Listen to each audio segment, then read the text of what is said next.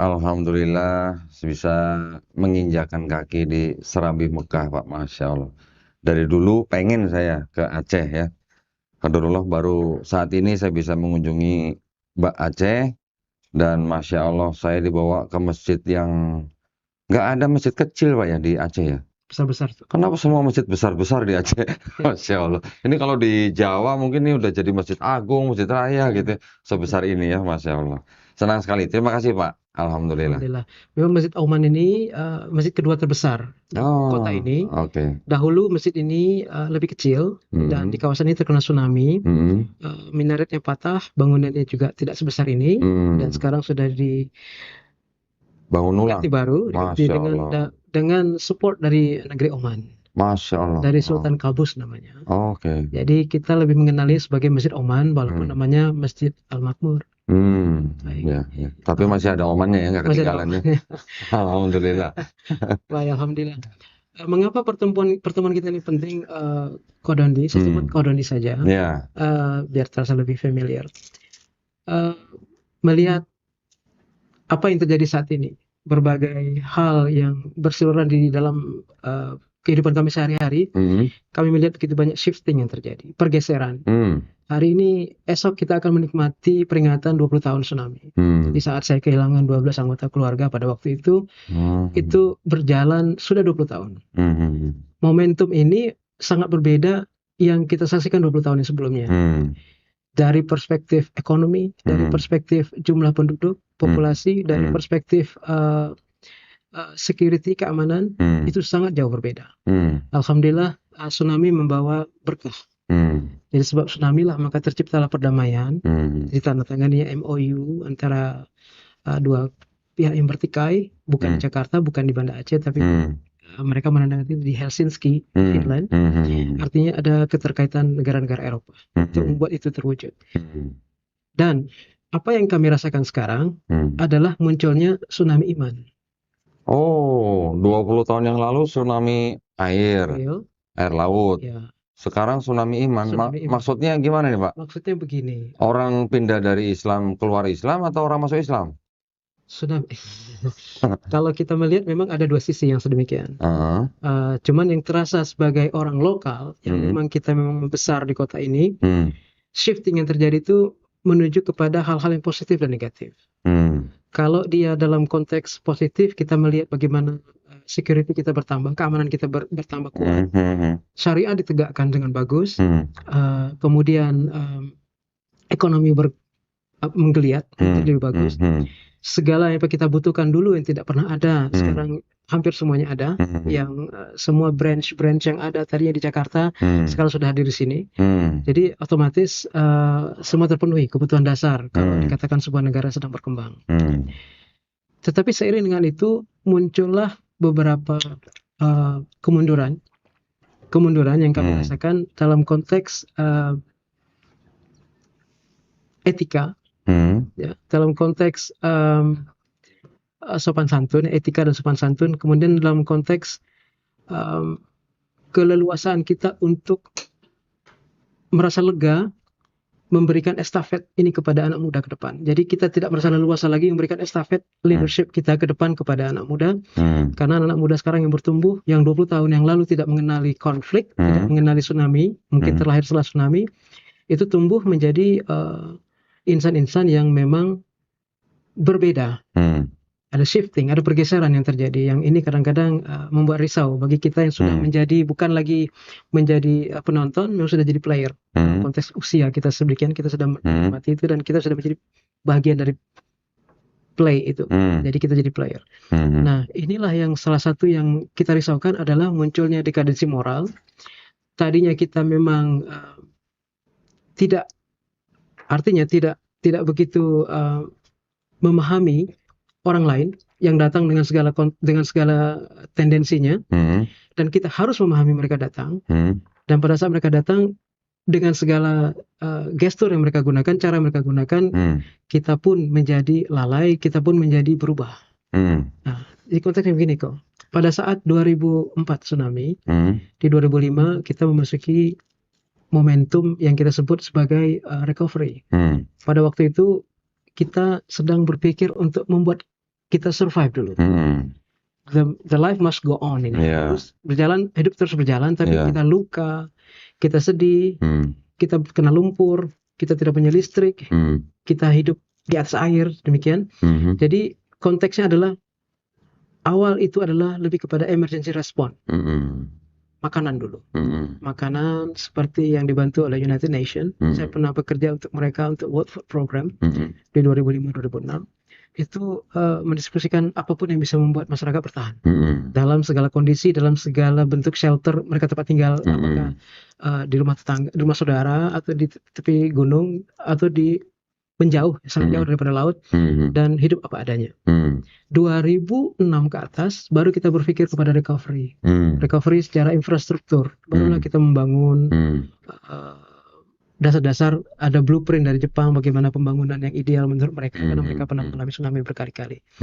Jadi pada saat itulah kita mulai berkenalan dengan international support. Disitulah kita mulai mengenal begitu banyak NGO yang datang masuk, international NGO, seperti tidak terkendali. Karena Aceh yang tadinya memang tertutup, karena kita memang dalam suasana konflik, masih konflik pada saat tsunami terjadi, tiba-tiba terbuka. Jadi kita seperti kata di bawah tempurungnya pecah, berhamburan, kita melihat dunia lain, maka kita belum tentu ready dengan dunia itu. Jadi waktu itu yang saya maksud ancaman itu adalah munculnya NGO-NGO yang berafiliasikan kepada agama lain, yang punya tendensi yang sudah bisa kita pastikan itu mengarah kepada kristenisasi. Jadi long term yang sudah kita tempuh 20 tahun ini, ternyata bibit-bibit itu mulai bermunculan. Artinya long term yang mereka pakai untuk mencari domba-domba yang tersesat ini bukanlah orang dewasa, tetapi anak-anak kecil yang pada saat itu masih bayi, yang artinya tidak punya orang tua lagi setelah menjadi yatim piatu karena tsunami.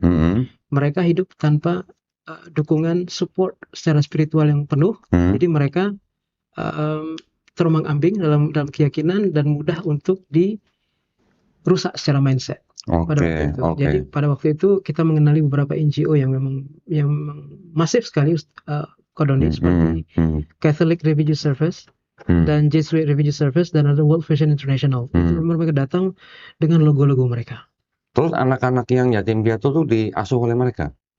Mereka memberikan budi ya kepada mereka. Mereka memang tidak berhasil mengambil mereka, anak-anak itu. Mereka diasuh oleh sesaudaranya, siapapun, atau dalam sebuah panti asuhan atau apa. Tapi support yang mereka dukung itu memang masif dengan segala cara. Jadi sampailah pada waktu itu pejabat gubernur kita waktu itu, Bapak Mustafa Abu Bakar, mengambil kebijakan untuk mengeluarkan NGO yang terindikasi melakukan kristenisasi. Jadi sebelum dapat gubernur definitif, Kodondi. Jadi poinnya adalah pergeseran ini mulai mengarah kepada dekadensi moral dan tipisnya iman. Ya, jadi kedatangan Kodondi ini menjadi blessing bagi kami untuk mendapatkan bagaimana patron atau pola untuk membentengi akidah tadi dan memahami agama mereka secara komprehensif. Dan sebelumnya kita juga pahami agama kita dulu, dan kita bisa letakkan dia secara comparable, saling berdua kita telah, dan kita belajar dari pengalaman Kodondi dalam memanage beberapa peristiwa-peristiwa yang sedemikian. Jadi yang sangat urgent sekarang, kalau menurut hemat saya, adalah bagaimana ilmu kristologi ini bisa kita sebar kepada anak muda kita, kepada muslimin itu sendiri, untuk paham di mana titik lemahnya keyakinan mereka, di mana yang tidak logiknya, di mana hal-hal yang memang tidak mungkin sesuai dengan nature kita atau fitrah kita untuk dipahami. Jadi sangat tepat Kodondi datang dengan tim, alhamdulillah. Dan untuk itu saya berharap kita semua berharap masukan dari Kodondi, bagaimana kira-kira untuk mengantisipasi atau katakanlah memperlambat itu menjadi lebih buruk. Baik, saya juga baru menyadari ya, ternyata setelah tsunami air laut itu, kemudian pada saat recovery terjadi tsunami susulan ya. Tsunami susulan yang ternyata membawa muatan kristenisasi gitu ya. karena yang datang NGO-NGO yang berafiliasi dengan agama tertentu. Betul.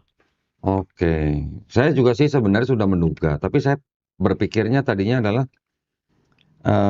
yang datang memberi bantuan yang membawa misi rahasia untuk kristenisasi adalah artinya lembaga-lembaga yang lokal. Ternyata yang dari luar juga ya. Ya, itu sih berarti memang cukup memprihatinkan, Pak, berarti ya. Ya, kira-kira apakah Pak Fadlan punya data gitu, Pak? Berapa orang yang korban kristenisasi itu? Ada? Data secara real kita masih simpang siur, Hmm, Ko. Dan memang sewaktu saya mendapat kesempatan sekolah dulu, hmm, 10 tahun yang lalu, hmm, di negara bagian Virginia, hmm, saya sempat bekerja sosial di gereja baptis. hmm? Di gereja baptis namanya, Di sana? di sana. Nah, terus? Saya bekerja untuk membersihkan halaman belakang gereja Oh, di hari Minggu itu. Jadi mhm, mereka kebaktian di depan, saya membersihkan itu sebagai bentuk rasa respect dan terima kasih saya kepada pendanaan dari hmm, program fellowship atau scholarship yang saya terima. hmm. Memang kami diwajibkan untuk melakukan kerja sosial selama 100 jam.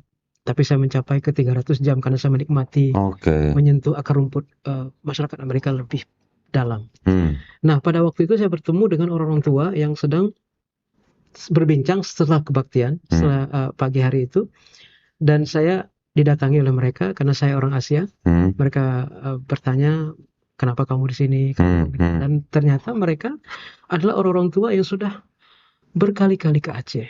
Oh, Dari pembicaraan itu, saya ya. bicara tsunami, dia bercerita tentang kota kelahiran saya, kota Tapak Tuan yang 500 kilometer jauhnya daripada Banda Aceh. Oh, Begitu jauh penetrasi mereka ke dalam hmm, di masa-masa recovery itu. oke. Jadi saya tercengang, terkejut. Hmm, Ternyata memang sudah disetting sedemikian dalam hmm, penetrasi mereka ke dalam bumi Aceh waktu itu.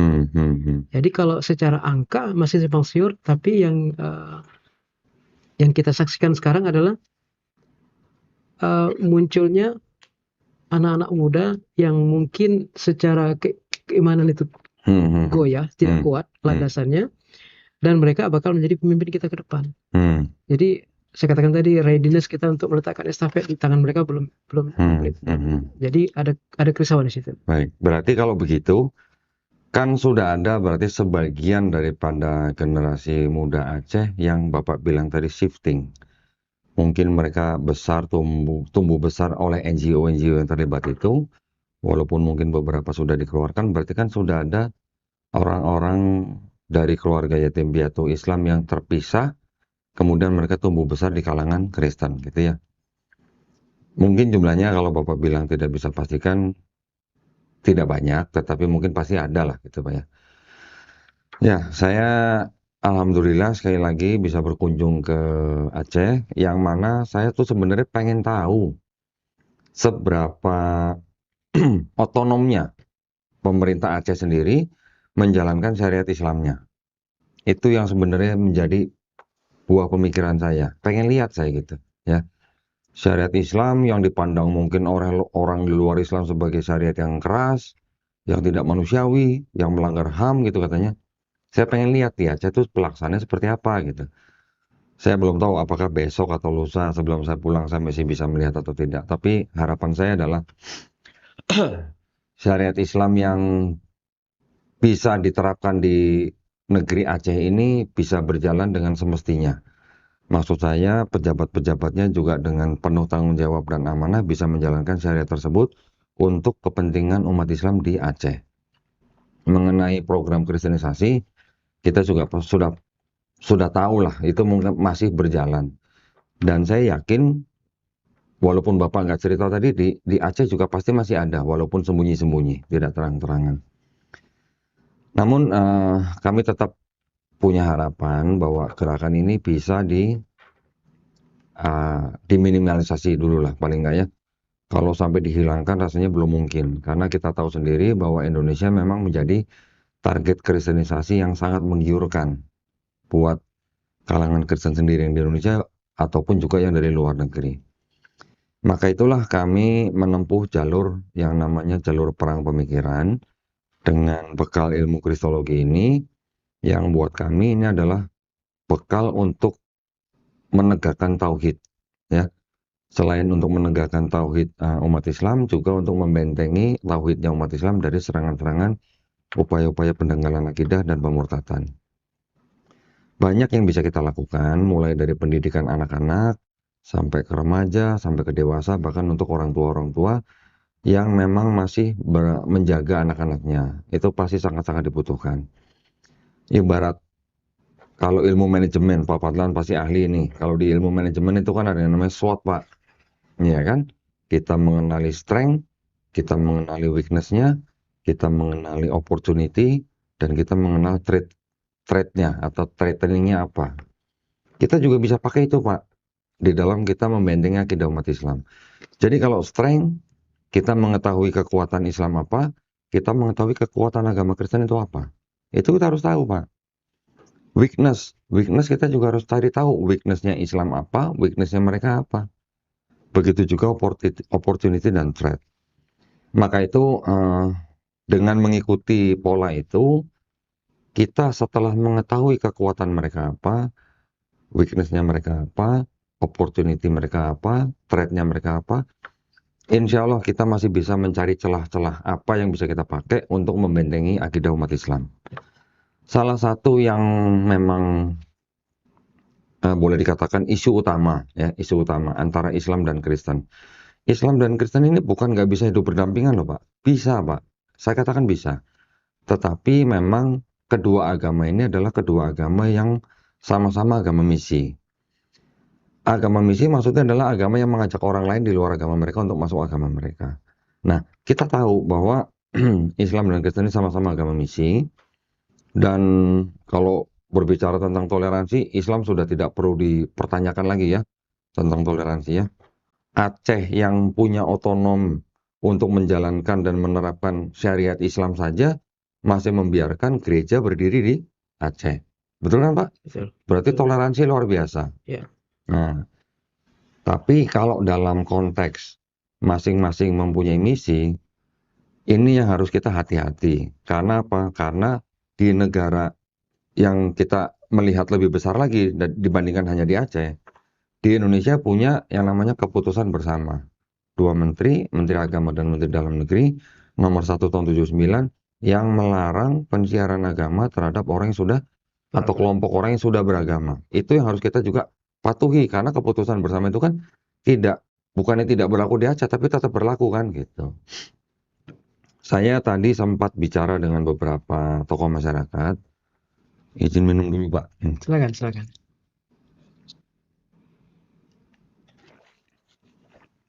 Saya ditanya, Konodi punya usul apa buat teman-teman yang berdakwah di sini gitu.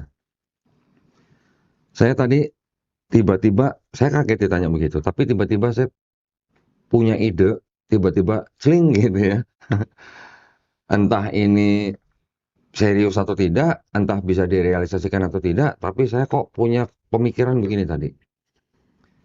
Aceh, sebuah daerah provinsi yang mempunyai otonom untuk menegakkan syariat Islam di daerahnya, bisa nggak mempunyai hukum daerah ya atau peraturan daerah yang melarang dan memberikan sanksi yang berat terhadap upaya kristenisasi di daerah Aceh. Dari pemerintah daerah maksud saya ya. Pemerintah pusat sudah punya keputusan bersama nih, Pak. Tapi menurut saya belum jelas sanksinya. Pelanggar hanya akan diberikan sanksi sesuai dengan ketentuan yang berlaku di keputusan bersama itu. Tidak disebutkan penjara berapa bulan, berapa tahun, tidak disebutkan sanksi berapa ratus juta, berapa miliar.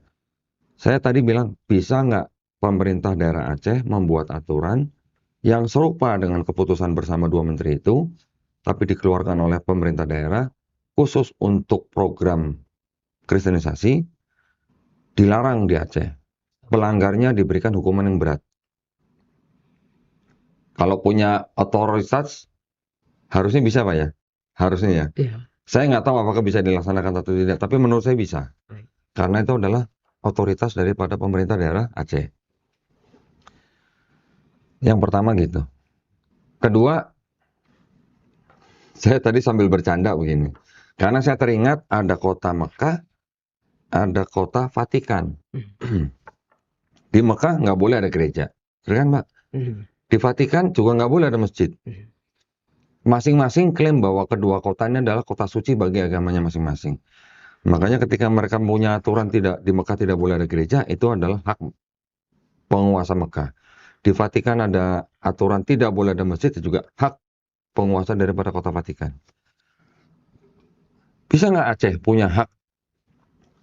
Ini mohon maaf ya, bukan kita nggak toleransi, bukan. Tapi khusus hanya kota Banda Aceh. Bisa nggak khusus di kota Banda Aceh tidak ada gereja? Hmm? Karena Serambi Mekah itu ya. Nah, kan Aceh disebutnya Serambi Mekah, Pak. Kalau disebut Serambi Mekah, harusnya nggak ada gereja dong, Pak. Ini hanya pemikiran saya. Bukan saya nggak toleransi, enggak. Jadi maksud saya, boleh ada Kristen, tapi di Aceh, bukan di kota Banda Aceh. Kalau memang kota Banda Aceh ini dianggap kota suci buat rakyat Aceh, jangan ada gereja, Pak, di situ, Pak. Ya. Katanya tadi, wah, nggak bisa, karena di Aceh masih ada gereja-gereja yang dari zaman Belanda sudah dijadikan cagar budaya. Pemerintah daerah beli, bayarin. Kalau perlu dengan harga yang mahal, yang beribadah di situ diganti atau dikompensasi dengan tanah yang luas gitu di luar Banda Aceh. Ya, mohon maaf, bukan kita nggak bisa toleransi, bukan. Tapi ini adalah Serambi Mekah gitu. Ya ini sih hanya pemikiran saya aja. Kalau bisa, waduh, pemerintah daerah beli itu gereja yang sudah jadi budaya, cagar budaya, dialihkan jadi masjid. Siapa tahu Pak, ini cuman ide Pak. Betul. Ya, itu yang bisa apa namanya, yang bisa saya lontarkan untuk pemerintah Aceh, pemerintah daerah Aceh. Untuk program kristologi, saya rasa tetap diberikan, Pak. Walaupun di Aceh ini dikatakan adalah daerah yang menerapkan syariat Islam. Karena tetap biar bagaimanapun di sebuah daerah, apalagi yang Islamnya bisa diterapkan, itu pasti yang namanya misionaris malah lebih tertantang, Pak. Lebih tertantang malah. Nah, saya juga kan sudah berkomunikasi dengan teman-teman dari FDP, Forum Dakwah Perbatasan ya. Dasar ya. Kenapa harus ada forum dakwah perbatasan? Karena di perbatasan pasti banyak serangan-serangan, upaya-upaya pemurtadan gitu.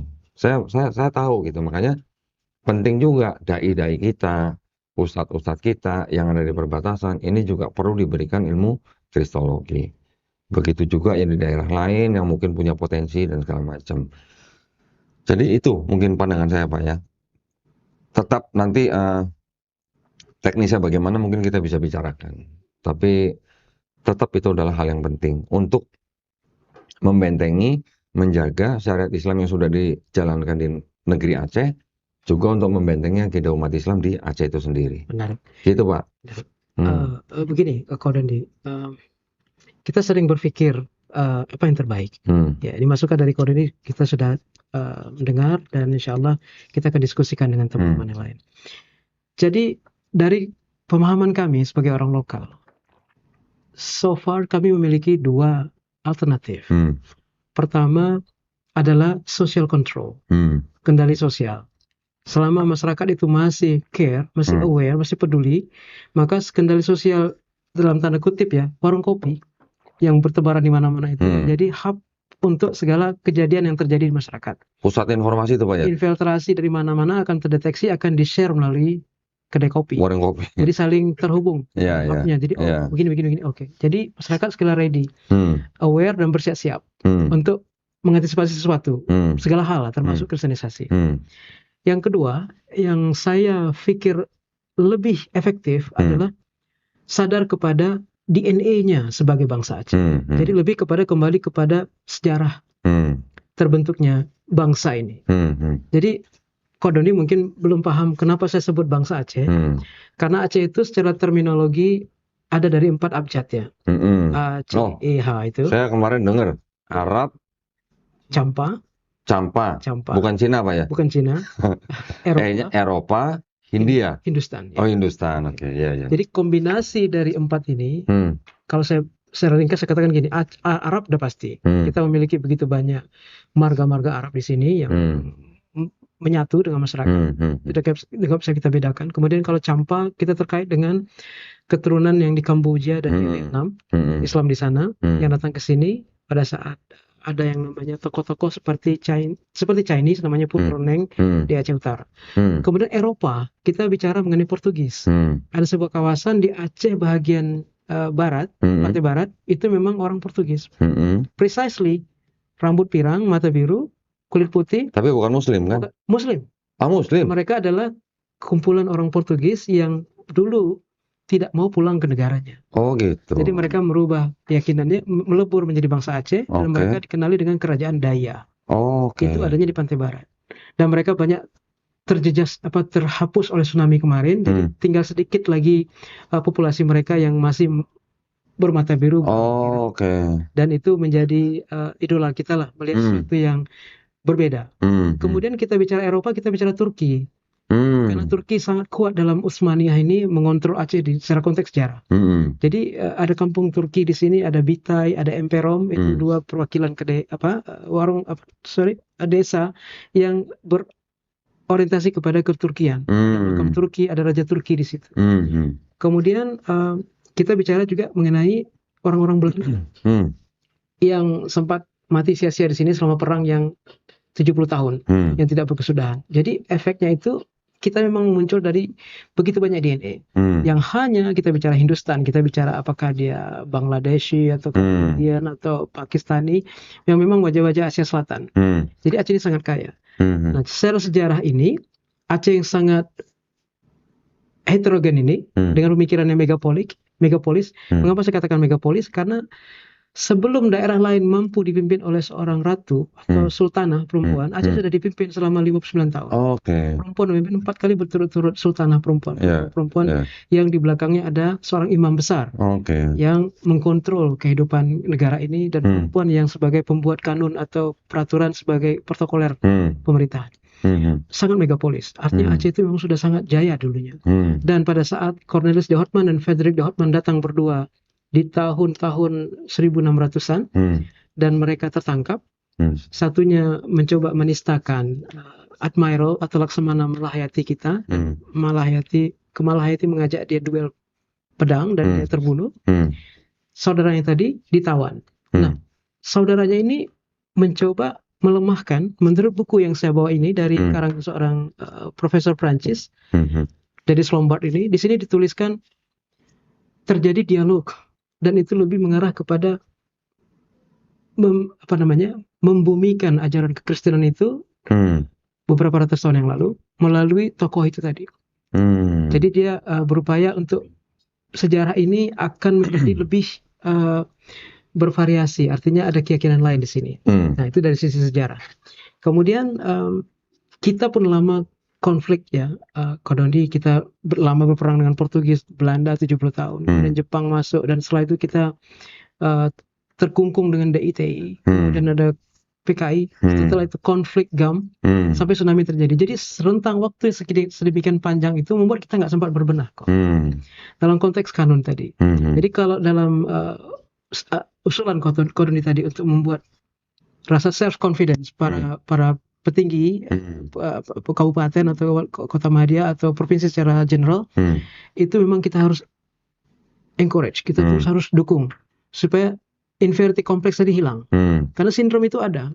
Pada saat orang asing datang, kita beranggapan mereka adalah the best. Everything about the Western are the best. Belum tentu. Jadi ada rasa inferior. Nah, ini yang kita harus kikis. Jadi kalau misalnya bangsa Aceh ini, anak muda sekarang ini paham mengenai DNA yang mengalir dalam darah, buli-buli darah mereka itu berisikan DNA para syahid syuhada, para ulama, para sultan, para raja yang komit kepada keislaman, maka mereka akan menjaga track itu supaya kembali on the track, dan terah itu akan terwujudkan dalam kehidupan sehari-hari untuk take a lead ke dalam keislaman. Jadi kadang-kadang kami berpikir 2 poin tadi itu, social control dikuatkan kembali, kemudian secara budaya, secara adat, secara sejarah mereka harus di-refresh. Di samping yang Kodoni katakan tadi untuk penguatan dari sisi kanun, supaya itu bisa dibuat peraturan-peraturan yang jelas. Memang kalau bicara tentang toleransi, Aceh sangat toleran. Kasus-kasus yang di blow up oleh media pada saat terjadi pembakaran gereja di Singkil itu, orang hanya melihat satu sisi. Orang nggak melihat bagaimana seorang pemprotes yang gereja undung-undung namanya itu, kategori itu kita tidak legal, dan sudah berpuluh tahun diberikan kesempatan untuk berdiri tapi nggak pernah ngurus izinnya. Pada saat itu sebelum dibakar, ada penembakan yang membuat para pemprotes tadi orang lokal itu terbunuh. Ada penembakan dari arah kebun sawit, meninggal lah kawan. Maka terjadi emosi yang meledak-meledak, akhirnya terbakar gereja itu. Yang diberitakan cuma yang pas lagi bakar. Dibakarnya. Atau misalnya satu lagi kondisi gereja yang ada di pusat kota Banda Aceh ini, di mana semuanya Muslim, tapi tiba-tiba di situ ada gereja HKBP. Berdiri dengan megah dari tahun 50-an. Di Jalan Pelangi namanya. Ini satu lambang toleransi tadi. Memang kita tidak pernah mengganggu mereka. Hidup berdampingan. Demikian juga dengan kuil Hindu. Di tahun 60-an ada satu unit. Dan beberapa vihara. Ada untuk Buddhis, kita ada di sini. Dan ada gereja GPIB dan Metodis. Plus HKBP dan Katolik tadi. Secara denominasi sudah terwakili. Yang besar-besar. Jadi secara toleransi Aceh tidak pernah bermasalah. So far so good. Hanya saja media yang sering memblow up itu. Supaya kita terlihat tidak aman, tidak nyaman. Setelah kita lama berkonflik, kita ingin menikmati itu, tapi kembali kita diganggu dengan usikan-usikan untuk kita menjadi tidak tenang, tidak stabil. Nah, ini yang kita rasakan sekarang. Infiltrasi itu mulai nampak dengan munculnya anak-anak Aceh yang 20 tahun yang lalu belum ada. Katakanlah Avraham Effendi Usman itu. Dia mengatakan diri sebagai Kristen, dan dia